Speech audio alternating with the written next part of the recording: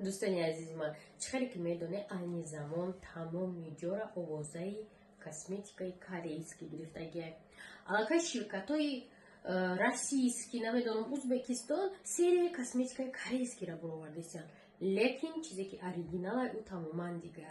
مقصد فابریکه هایی که در کره هستند ای همی موادهای تر و تازه همی محصولات را تیار میکنن.